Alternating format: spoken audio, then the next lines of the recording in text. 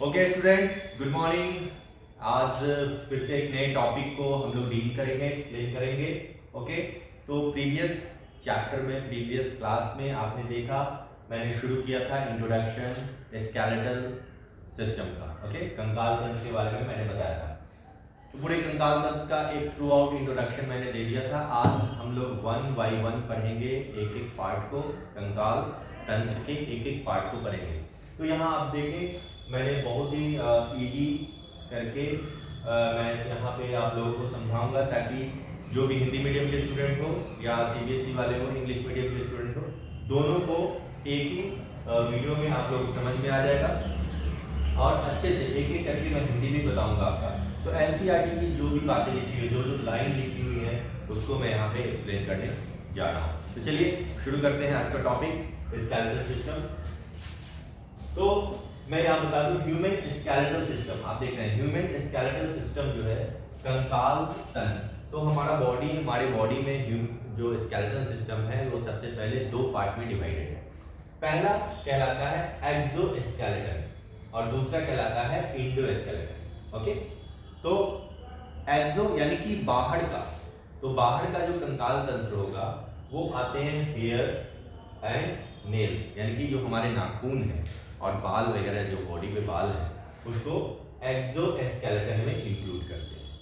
Okay, exoskeleton में उसको रखा जाता है। दूसरा है इंडोस्केलेटन। अब जो डिटेल पढ़ेंगे हम लोग वो इंडोस्केलेटन के बारे में हम लोग पढ़ेंगे, जिसको अंतः कंकाल तंत्र बोलते हैं। ठीक, और ये बाह्य कंकाल तंत्र होता है हिंदी में। तो इसमें आ गए एक्सियल एंड अपेंडिकुलर, दो पार्ट। ठीक है, दो पार्ट है यहाँ पे, पहला है एक्सियल और दूसरा है अपेंडिकुलर। इसमें है पार्ट।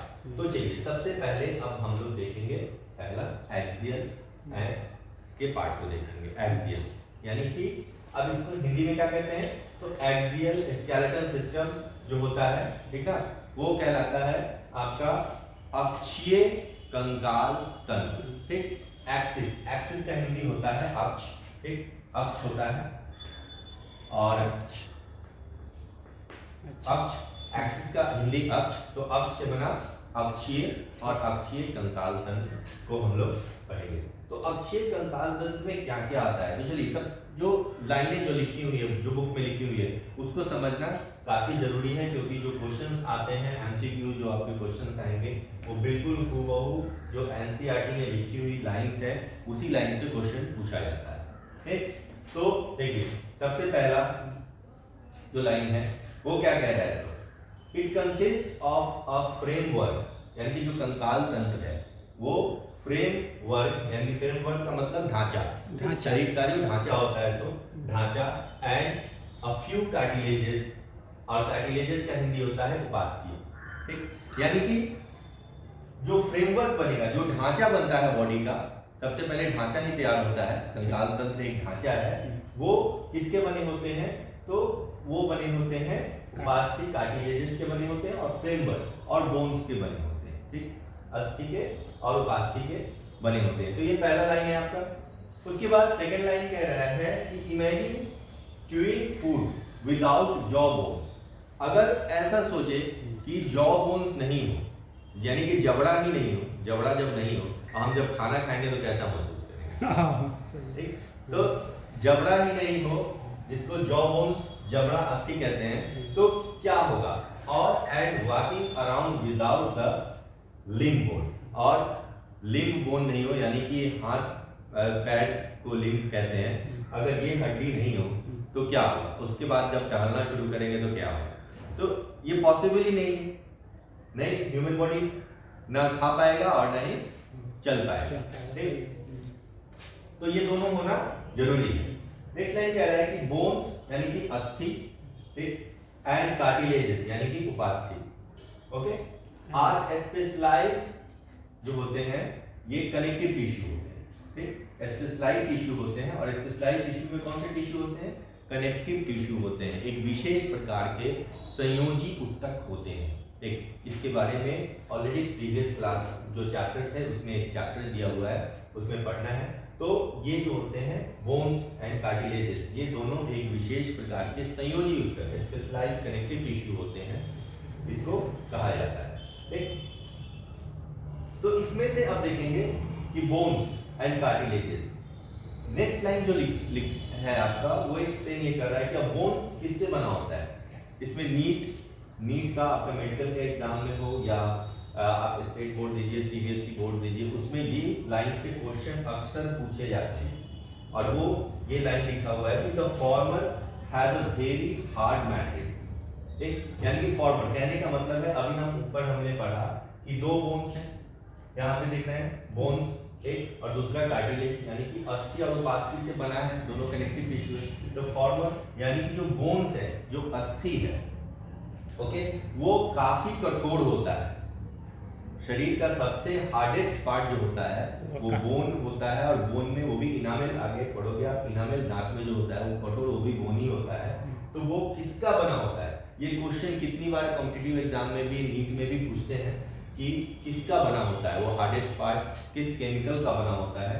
तो वो जो बना होता है वो होते हैं कैल्शियम सॉल्ट्स। आप देखोगे यहाँ कैल्शियम सॉल्ट्स होते हैं, जो कि फॉस्फेट होता है, कैल्शियम फॉस्फेट का वो बना होता है, और कैल्सिफाइड मैट्रिक्स इसलिए कहलाता है कैल्सिफाइड मैट्रिक्स। तो यहाँ पे क्वेश्चन, अगर आप खुद से भी क्वेश्चन आप रेडी करोगे तो क्वेश्चन यहाँ पे बनेगा कि which of the following is a calcified matrix. तो इसमें से किसका मैट्रिक्स कैल्सिफाइड होता है, उसमें ऑप्शन आ जाएंगे आपको, बोन्स होगा, कार्टिलेज होगा, okay, and different other topics होंगे। तो उसमें याद रखना है कि कैल्सिफाइड जो मैट्रिक्स होता है वो सिर्फ और सिर्फ किसका होता है, तो बोन्स का होता है और कैल्शियम सॉल्ट्स का बना होता है। ठीक, तो यहाँ से एमसीक्यू क्वेश्चन पूछे जाते हैं, काफी इंपॉर्टेंट लाइन है ये एनसीईआरटी का, ठीक है, तो ये याद रखना है। उसके साथ साथ और इसके मैट्रिक्स को यहाँ मैंने लिखा है, इसके मैट्रिक्स को, ये पॉइंट एनसीईआरटी में नहीं लिखा है, ओसीन कहते हैं, OSSEIN, ओसीन।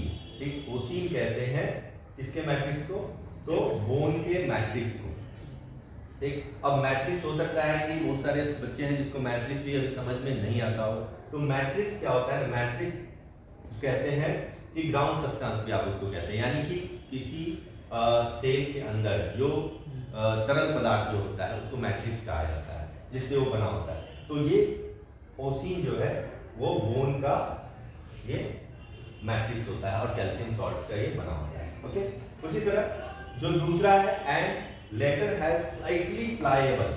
ठीक, इसके बाद देखेंगे कि जो उपास्थि है, ओके, जो उपास्थि होता है वो क्या होता है, स्लाइटली प्लायबल होता है, इसका हिंदी आनंद यानी कि लचीला। तो जो कार्टिलेजेस होते हैं, जो उपास्थि होते हैं, वो कंपैरेटिवली यानी कि हड्डी के कंपैरिजन में देखेंगे तो लचीला होता है, मुलायम होता है, उसका इंग्लिश होता है प्लायबल। ठीक, आपके बुक में जो एनसीईआरटी में लिखा होता है आनंद यानी कि काफी सॉफ्ट होता है, और उसके जो मैट्रिक्स बने होते हैं वो किसके कारण होता है, तो कॉन्ड्रोटिन सॉल्ट्स के बने होते हैं, और ये होते हैं सल्फेट, ओके, ये सल्फेट होते हैं और ये कॉन्ड्रोटिन सॉल्ट्स के बने होते हैं। तो ये दोनों याद रखना है, एक जो कैल्शियम सॉल्ट्स और दूसरा जो होते हैं वो कॉन्ड्रोटिन सॉल्ट्स के बने होते हैं, ओके। तो ये काफी इंपॉर्टेंट लाइन्स है, इसको आपको याद रखना है, ओके। चलिए नेक्स्ट टॉपिक में हम लोग बताएगा, ओके। तो ये लाइन समझ में आ गया। चलिए नेक्स्ट लाइन पे चलते हैं हम लोग। तो इन ह्यूमन बींग्स में देखेंगे तो ये जो सिस्टम है, this system is made up of 206 bones and a few cartilages. तो ये पूरा सिस्टम ह्यूमन बींग में वो 206 बोन्स के बने होते हैं एडल्ट में, ठीक, और चिल्ड्रन की बात करें तो 300 बोन्स होते हैं टोटल। तो दो सिस्टम जो है वो बना होता है बोन्स एंड कार्टिलेजेस का। It is grouped into two principal divisions. तो नेक्स्ट लाइन क्या कह रहा है कि ये पूरा जो ग्रुप है वो टू प्रिंसिपल डिविजन्स में यानी कि डिवाइडेड है, मुख्य समूह में, ठीक, मुख्य समूह में इसको बांटा गया है।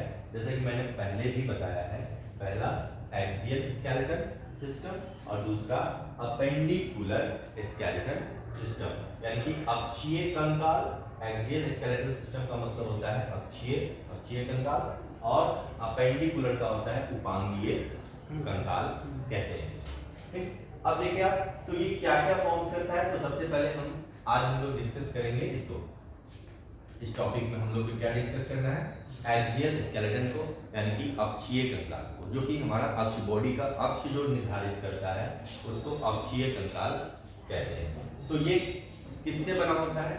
It forms the upright axis of body and comprises 80, मैंने ब्रैकेट में लिखा है 87 इन चिल्ड्रेन बोन, यानी कि हमारा जो अपराइट जिसपे हम खड़े रहते हैं वो पूरे एक्सिस को एक्सियल स्केलेटल सिस्टम ही बनाता है, जिसमें टोटल 80 बोन्स होते हैं, ठीक, 80 बोन्स होते हैं। और चिल्ड्रन की बात करें तो ये चिल्ड्रन में 87 इसका नंबर हो। ठीक, अब इसमें क्या क्या आते हैं, एक्सियल में क्या क्या आते हैं, कौन कौन से पार्ट्स एक्सियल के आते हैं, उसको हम लोग यहाँ पे देखते हैं वन बाय वन। तो सबसे पहला आप देखेंगे क्रैनियम। ठीक, क्रैनियम देखेंगे, क्रैनियम यानी क्रैनियम में टोटल नंबर ऑफ बोन्स जो होंगे वो 8 होते हैं। ठीक, 8 होंगे। उसके बाद फेशियल बोन, ये फेशियल बोन में टोटल नंबर ऑफ बोन्स होते हैं 14 होते हैं। और ईयर ऑसिकल्स जिनको हिंदी में कर्ड अस्थियाएं बोलते हैं। ठीक, तो ये ईयर ऑसिकल्स होते हैं। और हायोइड जो होता है एक बोन होता है, उसका नंबर सिंगल होता है। तो स्कल यानी कि स्कल जो होता है उसमें स्कल में cranium, facial bone, ear ossicles 3 आते हैं। ठीक, 3 आते हैं इसमें। उसके बाद एक नीचे इस पोर्शन पे अभी मैं दिखाऊंगा, वो हायोइड होता है जो कि यू शेप्ड स्ट्रक्चर होता है। और उसके बाद है स्टर्नम और रिब्स। स्टर्नम होता है सिंगल और रिब्स की संख्या होती है 12 पेयर होते हैं। ठीक, अब इसको मैं थोड़ा सा अभी बता देता हूँ कि कहाँ पे है।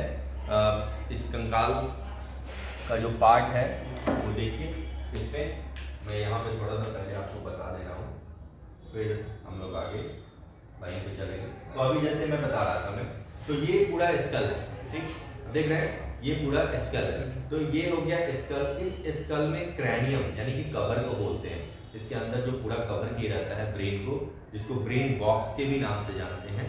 और क्रैनियम, तो ये क्रैनियम में टोटल नंबर ऑफ जो बोन्स होते हैं वो 8 होते हैं। ये हो गया क्रैनियम। ये हो गया दूसरा आपका फेशियल, ये फेशियल हो गया।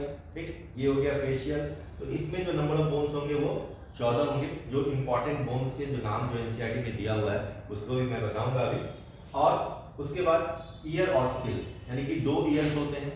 तो ईयर ऑसिकल्स जो होते हैं, कर्ड अस्थियाएं जो होती हैं उनमें 6 होते हैं, यानी कि 3 एक में, एक कान कर्ड में और 3 दूसरे कर्ड में। तो 3 और 3 मिलाकर के टोटल 6 हो जाते हैं ईयर ऑसिकल्स। हायोइड की चर्चा कर रहे हैं, तो हायोइड आप देखोगे कि ये हायोइड होता है, ये वाला यू शेप। आप यहाँ देखो, इसका ये वाला पोर्शन होता है बेस, ये यू शेप स्ट्रक्चर ऐसे जो दिख रहा है इसको हायोइड बोन बोलते हैं। ठीक, और ये इस पे फिट होता है वर्टिब्रल कॉलम, ये इस पे जाकर के फिट हो जाता है।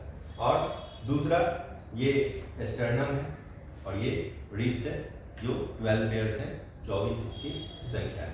ओके, तो चलिए अब हम लोग इसको इस स्कल में कौन कौन से जो बोन्स होते हैं उसको हम लोग चर्चा करेंगे। ओके, तो चलिए फिर से देखते हैं।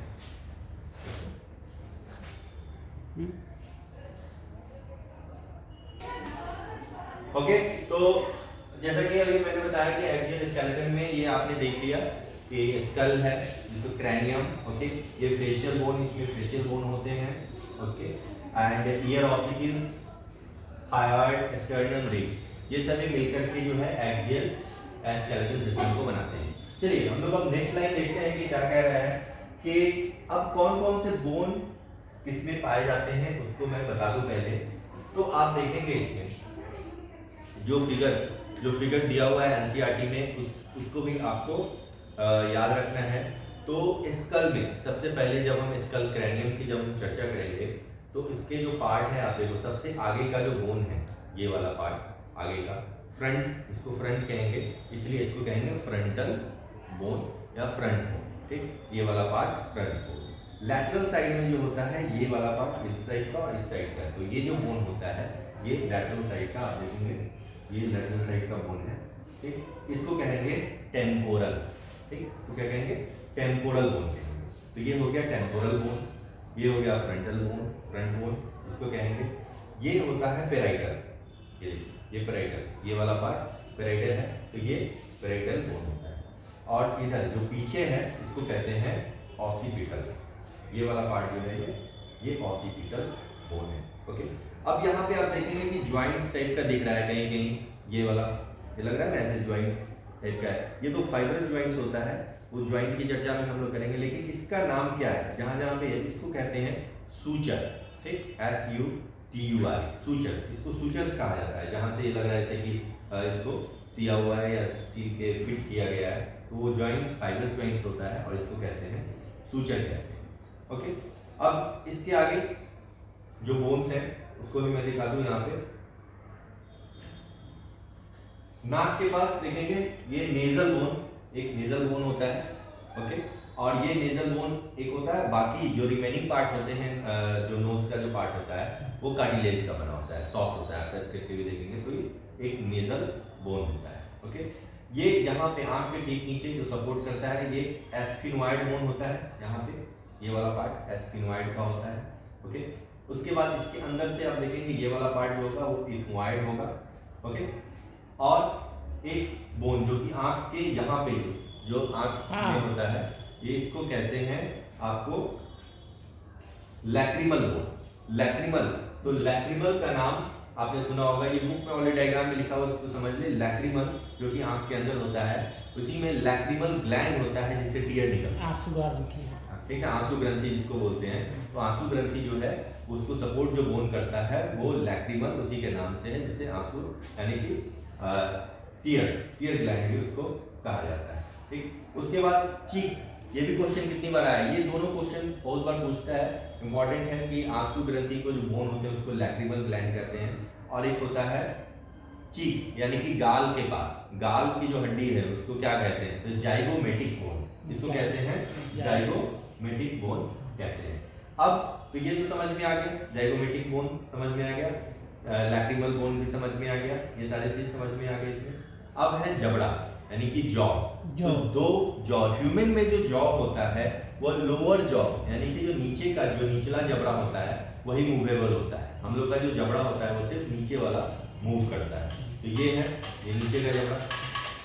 ठीक, तो इसको कहते हैं मैंडिबल, इसको क्या कहेंगे? मैंडिबल, बुक में लिखा हुआ अभी, इसको क्या कहेंगे? मैंडिबल कहेंगे जो मूव करता है। और ऊपर का जबड़ा जो होता है उसको मैक्सिला कहेंगे, मैक्सिला मैंडिबल। ओके, मैक्सिला ऊपर वाला और नीचे वाला मैंडिबल कहेंगे। और एक और बोन हायोइड बोन जो होता है ये वाला जो यू शेप होता है, तो चलिए इसमें ये आप देखेंगे हायोइड बोन के बारे में मैंने बताया कि यहाँ पे ठीक बेस पे ये बेस होता है, क्योंकि नेक्स्ट लाइन में भी लिखा हुआ है। आइए नेक्स्ट लाइन पढ़ते हैं क्या लिख रहा है कि a single U shape bone called hyoid bone, जिसको हायोइड बोन के नाम से जानते हैं, present at the base of the buccal cavity. तो बक्कल कैविटी के बेस पे अब एक नया वर्ड आया कि बक्कल कैविटी क्या है? तो बक्कल कैविटी कहते हैं after opening of the mouth. ठीक, जब हम अपने मुंह को खोलते हैं तो दोनों जबड़ा खुलता है तभी मुंह खोलते हैं, तो जो खाली जगह दिखाई देता है that is known as cavity, और माउथ को खोल रहे हैं इसीलिए नाम कहलाता है बक्कल कैविटी। तो उसका जो बेस होगा वो ये होगा, ये वाला बेस होगा, बक्कल कैविटी का बेस तो ये होगा।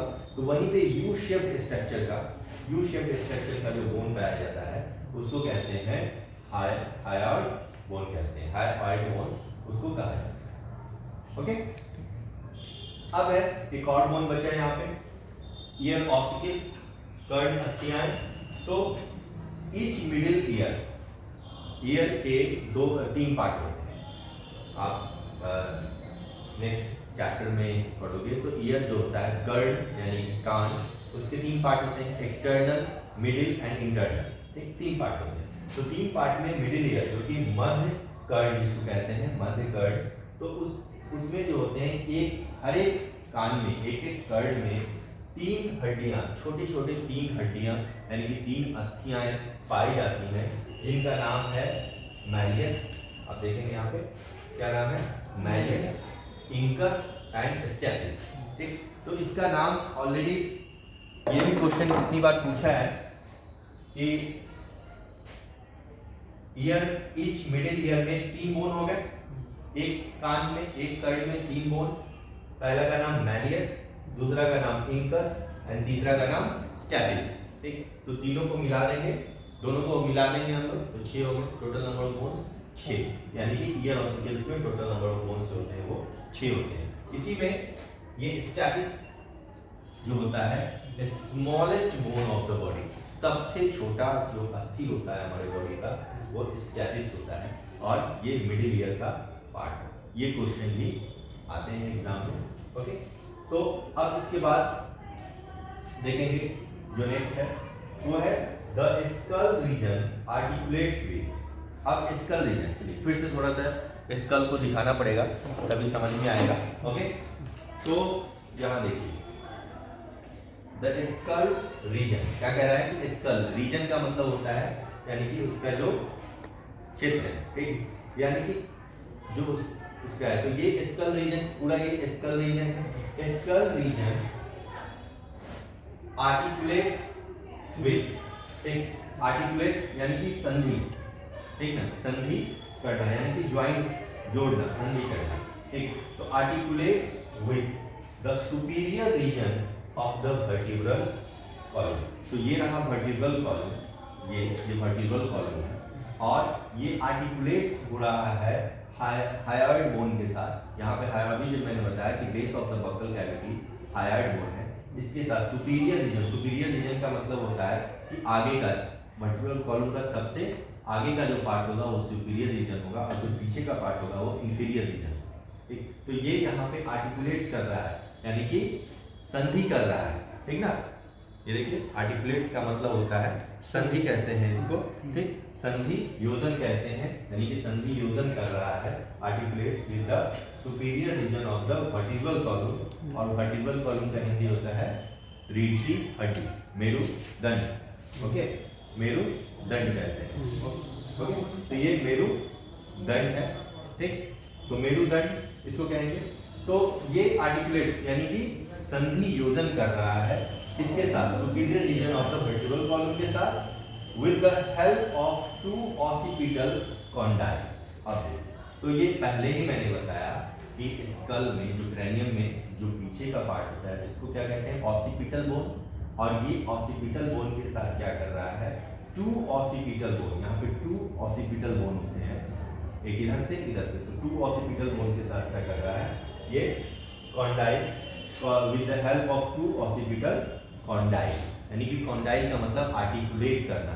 इसलिए ह्यूमन बीइंग के ब्रेन को, ये भी क्वेश्चन आया है कितनी बार, ह्यूमन ब्रेन को डाइकॉन्डाइलिक ब्रेन बोलते हैं, डाइकॉन्डाइलिक। ये ब्रैकेट में लिखा हुआ है लाइन में, जैसे एडिक्स के लाइन में ये ब्रैकेट में लिखा हुआ है डाइकॉन्डाइलिक बोन कहते हैं। तो ये भी काफी इंपॉर्टेंट क्वेश्चन है और इस क्वेश्चन को अच्छे से याद करना है। तो आई थिंक ये जो पूरा टॉपिक है ये समझ में आ गया होगा। ओके, अच्छे से समझ में आ गया होगा।